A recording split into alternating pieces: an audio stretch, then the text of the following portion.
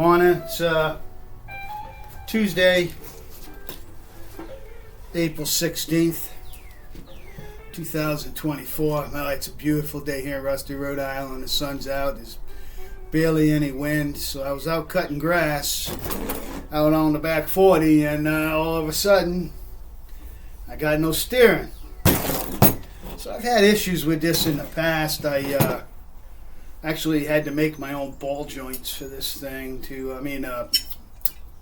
tie rod ends for this thing, for the connection rods and everything in the front end.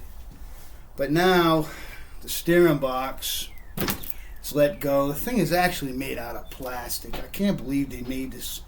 This is part aluminum, but they made the piece that holds the steering shaft down at the bottom out of plastic. And yeah, the lawnmower's 25 years old, so I guess, but I don't see 50-year-old lawnmowers breaking like with plastic parts.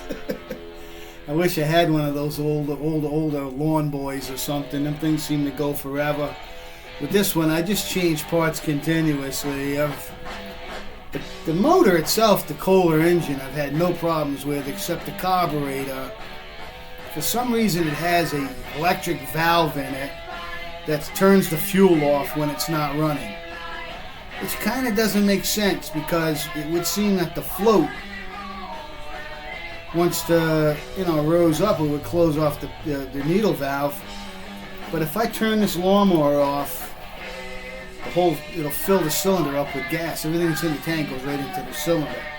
So I installed a petcock shutoff on it, and that took care of that problem. So I've been fighting problems on this lawnmower now. So now I got to come up with some kind of way to steer this thing. I had thought about fixing this piece, but I would have to literally make this plastic piece here. You can see where it just broke. It's all worn out. If I had a new one of these, I'd be fine, but what I'm going to end up doing, I think, is making kind of like a go-kart steering, all steel linkage steering. I might just run a shaft down and have it with, like I said, connection rods going across. That's my plan for now. I got to sit down and figure out how I'm going to engineer this and not have it interfere with the blade and everything else. Thought about running the shaft down the side right here, but we'll see what I work out. Lawnmower. I'd much rather be out driving the 48. Look at the weather out here, man. It's just beautiful. I took this out for a ride. Went and did some shopping. Everything's doing fine, but what I liked the most was when I started up. Now it doesn't, because it was kind of embarrassing, man. You go somewhere and start your truck up and there's a big cloud of smoke, but no smoke now. The valve seals. I got to fix a little squeaky noise under the bed. I think where the bed is sitting on the frame.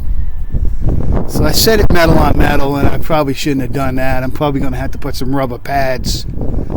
So I'm going to bring my trailer around, put the truck up on the trailer where I can get up under there easier and work out here outside in the beautiful weather. Not today. Today I got to get my damn lawnmower fixed. I got all my grass on this side cut. Got everything up front. Like I said, I was actually working on the back 40 to get that cut up. Craftsman. This lawnmower's 25 years old. I mean, I'm not surprised things. I've replaced a lot. But I've kept it serviced. Like most people don't service the transmission and stuff. I did. I replaced the filter and the oil twice now since I've had it. And the engine oil I change every season. Actually, only cut the grass. I figured it out. I use this thing probably 10 times a year. 2 hours usually cutting grass. So, I mean, it's not a lot of hours. But it sits way more than it's used. The tires all have tubes in them because they kept going flat. So I went over to Harbor Freight and I put tubes in them, and I solved my flat tire problem. And like I said, I put that petcock. You can see, actually I just had to change that because it was dripping. I just changed that with a new one the other day, and that solved my problem with it flooding. I just always have to remember to turn that off as soon as I turn the engine off. I'm not sure why they just, you can see that solenoid. You can just see the wire in the solenoid sticking out the bottom of the carburetor there. And that malfunctions now. And that's why it was loading up. But I could never, took it apart several times, cleaned it out, and it's still, so it was easier to just put that shut-off valve on there. Alright guys, you see what's going on here in Rusty, Rhode Island. We're going to put my brain to work here and figure out how I can steer this thing. Everything's so worn out, the front end on this. But I grease it.